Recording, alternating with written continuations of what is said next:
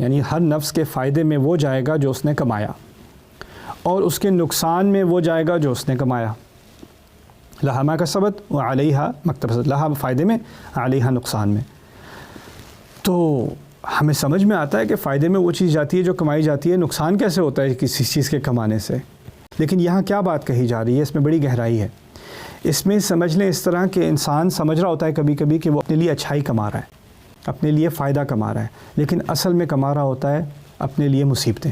آسان مثال دے دیتا ہوں آپ کو۔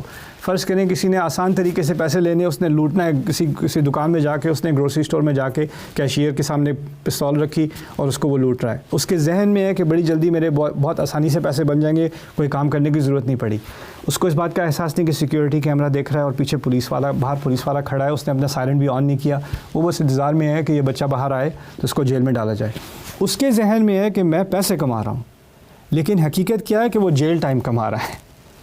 تو ہم کبھی کبھی ایسی حرکتیں کرتے ہیں جو ہمارے اپنے لیے مصیبتیں کماتا ہے۔ اس کا ایک پرنسپل بھی آپ سمجھ لیں کچھ منٹ، ایک دو منٹ میں، وہ یہ کہ اللہ تعالیٰ نے قانون بنایا ہے، ایک فطرت بنائی ہے دنیا میں۔ وہ کیا ہے کہ آپ نے پہلے مشکل سے گزرنا ہے، پھر آسانی آتی ہے، اور اگر آسانی کا راستہ چوز کرنا ہے تو بعد میں جا کے مشکلیں آئیں گی۔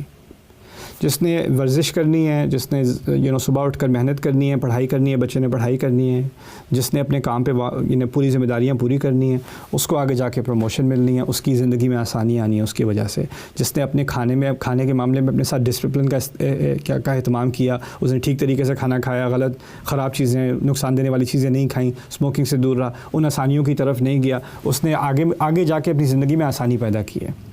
لیکن جن لوگوں نے شروع میں آسانی، بچے نے کہا کہ میں نے نہیں پڑھائی کرنی، میں نے بس گیم کھیلنی ہے، میں نے سونا ہے، میں نے یہ کرنا ہے، وہ آسانی کا راستہ چوز کر رہا ہے، تو اس کو اس بات کا احساس نہیں ہے کہ 3 4 5 سال بعد جب وہ ورک فورس میں جائے گا اس کو کوئی جاب نہیں ملے گی، اور جب جائے گا بھی تو اس کو کچھ سمجھ نہیں آ رہی، اس کی لٹریسی اتنی اچھی نہیں ہے، اس نے اپنے لیے مشکلات کمائی ہیں، اس آسانی کے ذریعے سے اس نے اپنے لیے مشکلات کمائی ہیں۔ اور یہ ایک پرنسپل ہے اللہ تعالیٰ کا۔